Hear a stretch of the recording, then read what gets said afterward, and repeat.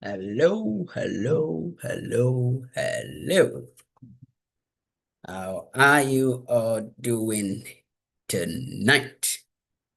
It's good to have you.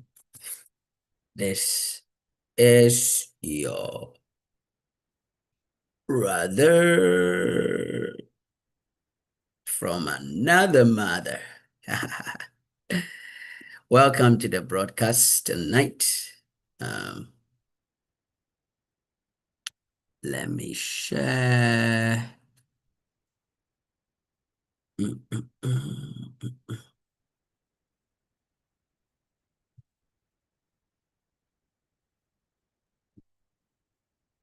Okay, so you are welcome. You are welcome. Welcome to tonight's broadcast.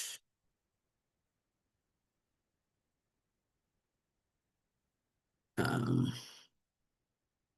it's reading you to sleep with Vincento Baggio. So for those of you who don't know, that's one of my names, Vincento Baggio. In those days when I used to play soccer, that was my nickname, Baggio. If you are old enough, you will remember who Roberto Baggio was. I want to welcome you to the broadcast tonight. It's the midnight hour reading you to sleep. Tonight, I want to read to you, continuing. Maybe this might be the last chapter from this book, and I'll pick another book. I'm reading to you from The Law of Focus. The Law of Focus. For those of you on the different platforms. The Law of Focus, chapter number 5. You can get a copy of this book on Amazon. Please do so and get one. It will be of tremendous blessing to you. Tonight, I'm reading to you on the war for your attention in a noisy world. The law for your attention in a noisy world. Distraction, the weapon of this age. In every era, distraction has been a spiritual hindrance. But in our modern digital age, distraction has evolved into a multi-billion-dollar industry, and which has been engineered, refined, and actually weaponized to steal the most precious resources that you possess, which is your attention, right? Tonight, I'm inviting people to join whilst you listen to me to read. If you're on TikTok, you can join the live whilst we read. If you like to, you are free to join. So from the moment you wake up, notifications clamor for your glance, right? Advertisements are tailored to hijack your desires. Social media algorithms, I keep telling you, the next book coming out next month, actually, this month, Timeless will be launched tomorrow or on the 1st. It comes out on the 1st. Tomorrow is the 30th. So on the 1st of August, my next book comes out called Timeless: Lessons about Time, Life, Illusion, Truth, and Mortality. So look out for a copy of that. So from the moment you wake up, notifications clamor for your glance. Advertisements are tailored to hijack your attention and your desires. Social media algorithms are trained on your behavior, compete to pull you deeper into curated illusions. In this landscape, attention is not just limited, it's under a siege. This battle is no longer just between good and evil. It's between the essential and the urgent, between truth and noise, between divine focus and worldly fragmentation. Jesus gently corrected Martha in the book of Luke, chapter 10, verse 41 and 42. And he said, his correction to Martha in Luke 10, 41 and 42 is a divine whisper to every generation. And what he said is, you are worried and troubled about many things, but only one thing is needful. I heard a story about Warren Buffett and Bill Gates. And one day, as they sat together, I think, and before they got to this place, but they were wealthy anyways. Bill Gates' dad said he wanted to play a game with them. And in the game, he handed them a piece of paper and gave them pens. And he said everyone should close their eyes and they should write one thing they think is very important in business, in life, in success, in whatever you want to achieve. And lo and behold, to his surprise, when they all finished writing and they opened their eyes and gave it to each other, guess what? They all wrote one thing. And that thing they wrote is focus. Focus. The richest people on earth understands that the most valuable thing you need is focus. That one thing is the unbroken focus on the presence and the voice of God. And in this age, winning the war for your attention is winning the war for your destiny. So go check my YouTube out, PSV. I think I have to change the name because I've decided to use one particular name for all my channels, which is my full name, Vincent Opon. You see that I posted a reel yesterday, actually, YouTube Shorts, yesterday about the one thing that is stealing your destiny. The age of engineered distraction. The distraction has been professionally curated. Distraction is no longer accidental, it is manufactured. In fact, they sit, think, reason, and create a distraction. Every single platforms that we are all using is created to distract you. And that's why you keep scrolling, right? That's why you keep scrolling. So it's meant to distract you. Let's go on. At Silicon Valley, executives, psychologists, and data analysts have spent years studying the human behavior, not to heal it, not to make it better, but to exploit it. Your brain's reward system, which we call dopamine, triggers the fear of missing out, FOMO, and novelty seeking have been hijacked by systems designed to fragment your attention. Let's consider this. The average person checks their phone over and over again so many times in a day. Attention spans have shrunk to less than half of a goldfish, about 8 seconds.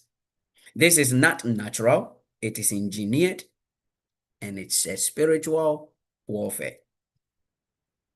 The reason why YouTube Shorts and TikTok Reels, TikTok Reels and Facebook Reels and all of these gets more views than a long video is because people's attention has shrunk. What you focus on, it expands, yes, but what you allow to distract you contracts your spiritual authority.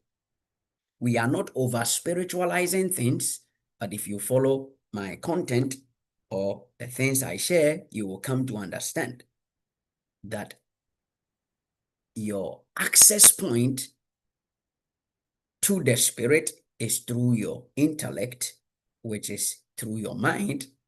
And so when your mind is hijacked, your spiritual senses have been hijacked. Every distracted moment is a withdrawal from your manifesting power. Distraction is a spiritual drain. Let's go deep into that one.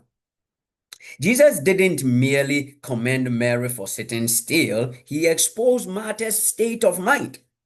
You are troubled about many things. This is the condition of distraction, that is worry and inner fragmentation. Sister Obrabia, how are you doing? It's been a long time. Martha wasn't doing evil. She just was out of focus. Distraction is not always sin. Sometimes it looks like being busy. It looks like productivity. It even might look like you are doing ministry. But the truth is this: distraction is anything that draws you away from hearing God's voice, from seeing God's vision, from looking at God's timing. So let's look at the spiritual cost of distraction. And I'm not talking about to destroy, distract. D-I-S-T-R-A-C-T-I-O-N. I know my accent might make it sound like distraction, but it's distraction, not destruction. So the cost of distraction is it fragments or it fractures your identity. I keep saying that let me make it blunt. The only, and I know it sounds like a blanket statement, but it is true. The only issue in life is identity crisis. The only issue is identity crisis. So I wrote a book on that. Identity crisis, right? Identity crisis. That's the only issue we have in life. The man has lost himself. So it fractures your identity. It weakens your discernment. You miss out on divine instructions, and it delays your destiny. This isn't just a passive suggestions I'm making here. This is a divine strategy for realignment. Stillness is not inactivity. It is focused spiritual power. In stillness, your spirit attaches to divine flow. Now let's look at the science behind the noise. In neuroscience, it confirms what the Bible already teaches. Chronic distractions rewires the brain. So one is dopamine addiction. The constant novelty seeking for likes and alerts and scrolls, it rewires your brain to need constant stimulation, making deep focus feel boring. If you have a child in our generation, I have 3 of them, and the oldest especially, always bored, right? I'm bored. Why are you bored? Because she wants to have some dopamine. She wants to watch. Like, no, you can't watch.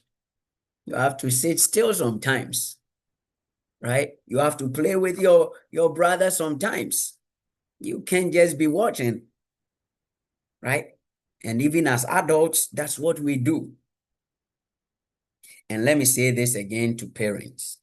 Please, let's do our best to manage this watching time or screen time and all of this. Because if you are not careful, yes, I know sometimes we get busy and we all do that. We say, okay, go watch, right? Or we give them their tablet or we give them a phone. But what we don't know, or what we are not looking too critical at, is, hey, somebody miles and miles away is raising your child for you, because what they are spending time with, they are becoming that. So please, I beg all of us, we are all victims to it. I'm not criticizing anybody, but we can all do better. Let's look at the cognitive fatigue. Multitasking and constant interruption reduces your mental clarity, your creativity, and even your memory. That's why a lot of people feel depressed. Disrupted flow state. Flow, the optimal state of focus and performance, is nearly impossible when attention is fragmented. So let's look at quantum focus versus mental noise. In quantum theory, the observer effect, which we talked about in chapter 2, teaches us that focused observation collapses infinite possibilities into one reality. Meaning, a singleness of mind, a singleness of heart has the power to bring into reality that which you are desiring for.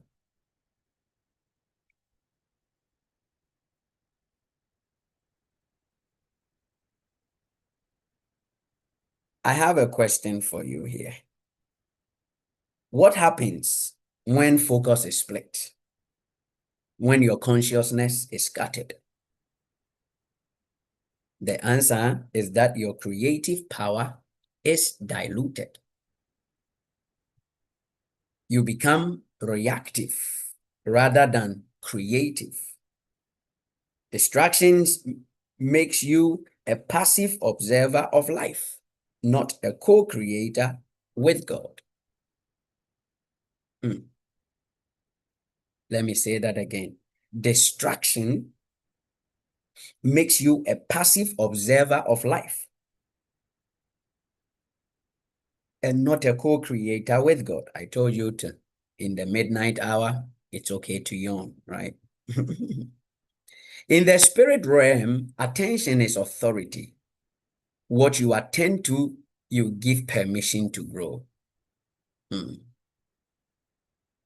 Distractions dilute spiritual authority. When the enemy cannot destroy you, he will distract you. He will lure your soul into scrolling, comparing, worrying, and performing anything but being fully present with God or even with yourself. Distraction may seem harmless, but spiritually, it's lethal. Why? Because focus is a form of worship. This one goes to my Christian folks. Focus is a form of worship.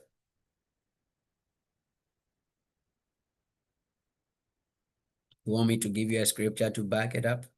Romans chapter 6, the verse number 60. It's not in the book, but Romans 6:16 says, do you not know that whom you yield yourselves to obey, their servants you are? So focus is a form of worship. I think I need to mark this. Tonight I'll do a YouTube shot on that one. Focus, page 65. Page 65. Focus is a form of worship. I'll do a YouTube shot on that one. And wherever your focus goes, your power flows. When Eve fixed her gaze on the forbidden fruit, she shifted her attention from God's voice to the serpent's suggestion. That small moment of focus rewired the entire trajectory of human history. Your attention is sacred. It's like a real estate. Guard it like gold. Let's take some reflection exercises. What are your biggest distractions? I want you to be honest. Don't just list some surface distractions, but I want you to go deeper. Is your phone the issue, or is it the need for validation that it provides? Is social media the problem, or is it the comparison habit it fuels?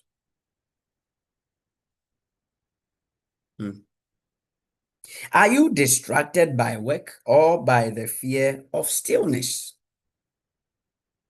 Some people are afraid of being still,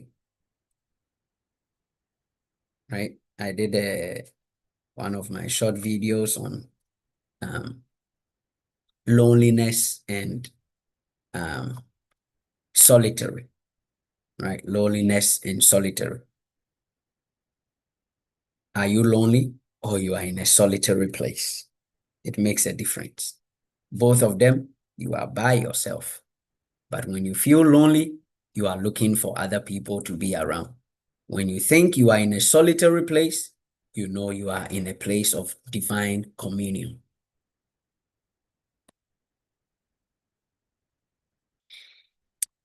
Okay. So I want to give you some practical exercise. In the night, I try not to give you too much because I know you are in bed, but please get a copy of the book. All my books have some practical exercises that is more like you have a coach who is guiding and helping you to become better, right? Or applying what you have read or learned in the books. All my books, I put practical exercises in there. So here, one of the practical exercises in here is to have a 24-hour detox from distraction, right? So the objective is to reset your attention, increase your awareness, and give you that control for your focus. But let's wrap it up here. There is some meditation exercise I have here and some closing thoughts that I want to read to you. So you want to find a comfortable seated position if you want to join me tonight. I know there is no sound behind, but I want you to join me as we go through this. I want you to close your eyes and take a deep breath in. And breathing is a pastor did a very powerful, I know I'm going through this, but let me just say this. A pastor did a very powerful presentation with breathing. He said, the name of God is Yahweh, right? Yahweh. And he said, Yahweh, Yahweh, Yahweh.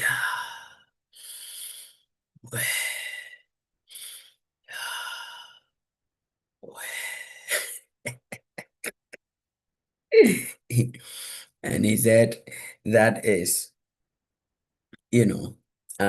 when we come into this world, we enter declaring the name of God. And when we exit declaring the name of God. When you enter into the world, you give your first breath. When you exit, you give your last breath. And in both of them, it is a declaration of the name of God. And Pastor Chris Oyakhilome also teaches a lot about meditation. So please, let's not get it twisted. Meditation is not an occultic activity. In Joshua chapter 1, verse 8, God told Joshua that his success is strongly dependent on his level and depth of meditation. But the church don't want to talk about meditation because we have neglected it for a long time. The old church meditated, the Quakers, they meditated a lot. And most of the most influential and scientists that ever lived went through that. They were Quakers, right? So please, Let's not condemn things just by our mere experiences, or most of them is not even experience, mere hearsay, because you were told, your pastor told you this, or you heard it on the internet, but you haven't experienced it. Meditation is powerful. God told Joshua, your success is predicated on meditation. And this meditation is not doing this like crossing your leg and all of that. That's not what I'm talking about. But being still and communing with the Spirit, right? It is in stillness that God speaks to us. The reason we have dreams and visions in the night is because at that point we are still. We are still.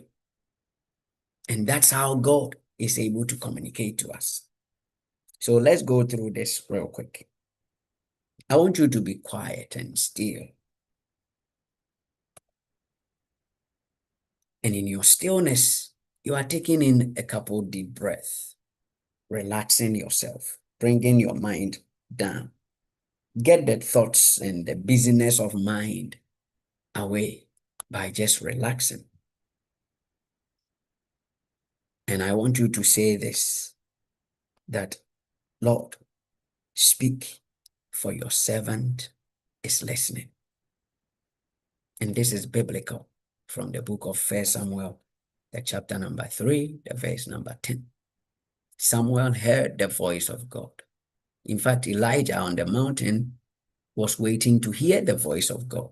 The Bible says there was thunder, there was lightning, there was wind, all of that, but the voice of God was not in there until the still small voice spoke.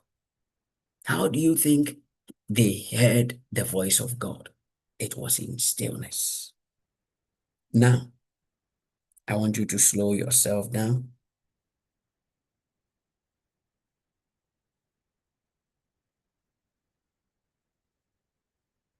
And as you continue relaxing your mind, all you are asking is, God, redirect my focus. What has been the distraction for today? Were you able to do all the things you said you were going to do today? If you look at your entire life, are you where you dreamt to be? Or you have been distracted by so many things? Jesus said to Martha, you are worried about so many things. Tonight, in these last moments, as you slowly fall to sleep, I want you to ask yourself that question. What has been distracting you?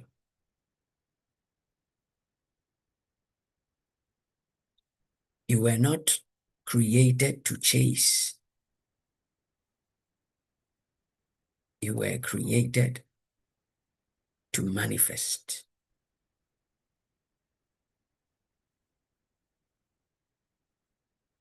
And for this manifestation to be realized, it requires the discipline of your attention.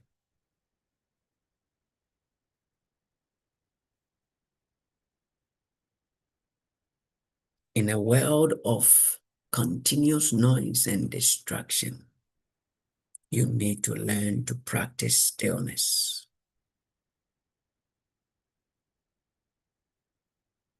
God is always speaking.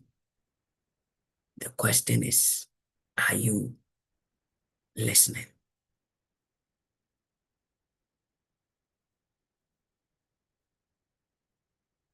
You may be confused about a decision, but the question is, are you attentive to hear his direction?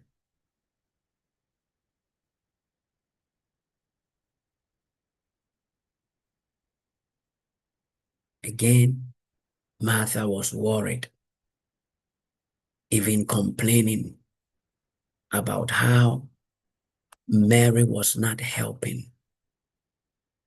But Jesus said, Martha, you are worried about many things, but only one thing is needed. Only one thing is needed. Only one thing is needed.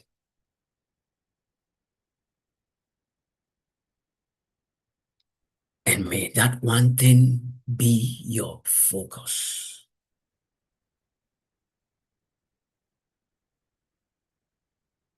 I pray for you tonight as you go to bed, that may this one thing be the voice of spirit.